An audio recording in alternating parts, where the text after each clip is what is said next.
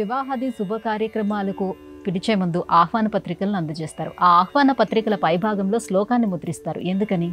జానక్య కమలామలంజలి పుటే yeah పద్మరాగాయుతాః న్యస్తా Raghava మస్తకేన విలసత్ కుంద ప్రసూనాయితాః స్రస్తా Shyamala కాయ కాంతి కలితా yeah ఇంద్రనీలాయితాః ముక్తాస్తా శుభదా భవంతు భవతా శ్రీరామ వైవాహికాః. ఇది శుభలేఖ మీద మనం చూచేటువంటి సీతారామ కళ్యాణ ఘట్టానికి సంబంధించిన శ్లోకం.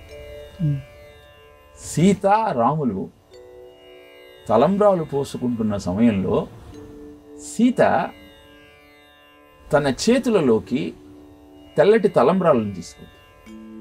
సీతమ్మ వారు ఎర్రటి ఎరుపు కాబట్టి అవన్నీ ఆ అక్షతలన్నీ ఎర్రగా మారిపోయాయిట.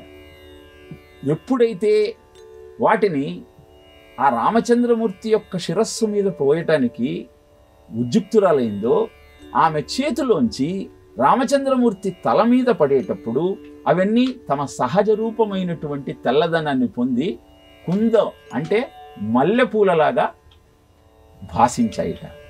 అనంతరము నీలమేఘశ్యాముడైన రాముడి మీద ఆ అక్షతలన్నీ పడగానే అవన్నీ ఇంద్రనీలమణులుగా గోచరించాయిట. ఇలా ఎర్రగా తెల్లగా నీలం వర్ణంలో భాషించేటువంటి రామచంద్రమూర్తి సీతారామ కళ్యాణంలోని అక్షతలు నాకు శుభములు కలిగించుగాక అన్నది ఈ శ్లోకం యొక్క అర్థం. ఇలా తలుచుకోవటం వల్ల శుభాలు ఎలా కలుగుతాయి అన్న సందేహం మనకు కలుగుతుంది. ఎర్రదనం రజోగుణానికి, తెల్లదనం సత్వగుణానికి, నీలము తమోగుణానికి చిహ్నం. ఈ మూడు గుణములకు అతీతమైన సీతారామ చరిత్ర తత్వాన్ని నువ్వు ఎప్పుడైతే అర్థం చేసుకోగలుగుతావో అది నీకు అన్ని శుభాలను అందజేస్తుంది.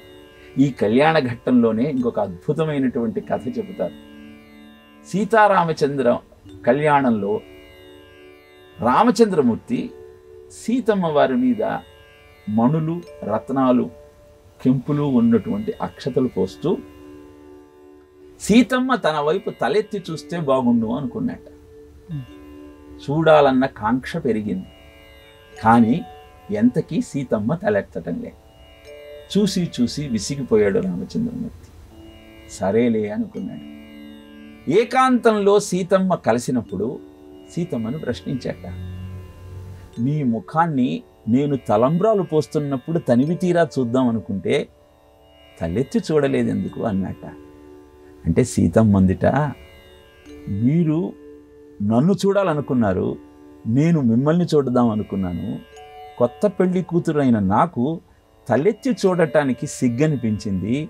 కానీ నా అదృష్టం ఏమిటి అంటే మీరు పోస్తున్న నీలమణులలో ఆ కాంతి మీ ముఖ బింబము స్పష్టంగా కనపడటంతో దాన్నే చూస్తూ అలా తల వంచుకునే ఉన్నాను స్వామి, తల ఎత్తాలన్న ఆలోచన నాకు కలగలేదు అని తెలియజేసిందిట.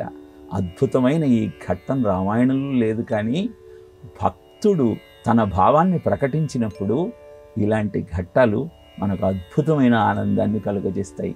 కనుక శ్రీరామ నవమికి సీతారామ కళ్యాణ ఘట్టాన్ని వింటూ అద్భుతమైన ఆ దృశ్యాన్ని చూస్తూ పరవశించటమే కాకుండా వారి దాంపత్యం ఏ సందేశం మనకు అందిస్తుందో దాన్ని కూడా గుర్తించగలిగితే సీత అంటే జీవాత్మ అని, రామచంద్రమూర్తి పరమాత్మకు చిహ్నమని, వారి కళ్యాణం జీవ బ్రహ్మ ఐక్య సిద్ధాంతానికి నిలువెత్తు నిదర్శనమని మనం గుర్తించగలిగితే మన జీవిత సార్థక్యం మనకు సిద్ధిస్తుంది.